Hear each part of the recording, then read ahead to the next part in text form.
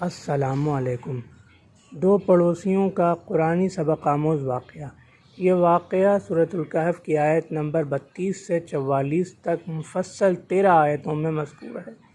اس واقعے کی ابتدا ایسے ہوتی ہے کہ اللہ تعالیٰ فرماتا ہے کہ دو آدمیوں کی مثال ہم بیان کرتے ہیں۔ ایک آدمی تھا جس کو ہم نے انگور کے باغات عطا کیے تھے، جن کو ہم نے چاروں طرف کھجور کی درختوں کی باڑ لگا رکھی، یعنی وہ باغ تو انگور کے تھے لیکن ان کے چاروں طرف کھجور کے درخت تھے، اور ان باغوں کے درمیان ہم نے کھیتی پیدا کر دی تھی، یعنی کھیت بھی تھے، ان باغوں کے درمیان کھیت بھی تھے، اور ان باغوں میں نہریں جاری تھیں۔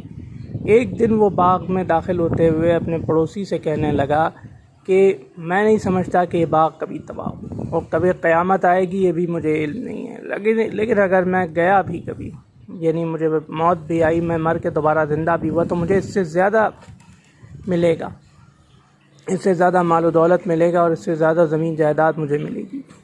غریب پڑوسی، جو اس کا غیر پڑوسی تھا لیکن وہ غریب تھا، وہ کہنے لگا جناب کیا آپ اللہ سے کفر کرتے ہیں؟ اللہ نے ہی آپ کو سب کچھ بنایا، آپ کچھ بھی نہیں تھے، آپ کو اللہ نے سب کچھ بنایا، آپ ایک حقیر پانی کی بوند تھے، اللہ تعالیٰ نے آپ کو گوشت، ہڈیاں اور بنا کے پورا پہلے آپ کو انسان بنایا، اور اس کے بعد آپ کو یہ سب کچھ دیا، تو کیا آپ کو نہیں لگتا کہ اللہ آپ سے یہ سب کچھ چھین بھی سکتا ہے؟ رہی میری بات تو میں تو الحمدللہ اللہ پر پورا یقین رکھتا ہوں، اور مجھے امید ہے کہ اگر اللہ تعالیٰ نے چاہا تو مجھے اس سے بہتر مل جائے گا۔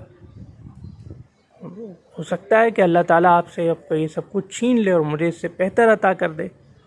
چنانچہ ایسا ہی ہوا، کچھ عرصے بعد اس آدمی کا سارا کیا کرایا پانی میں مل گیا، یعنی اس کے سارے دونوں باغ تباہ ہو گئے، کھجور کے درخت ختم ہو گئے، ان نہروں کا پانی سوکھ گیا، اور پھر یہ ہو کہ اس کی کھیتی بھی تباہ ہو گئی، اور وہ ہاتھ ملتا رہ گیا۔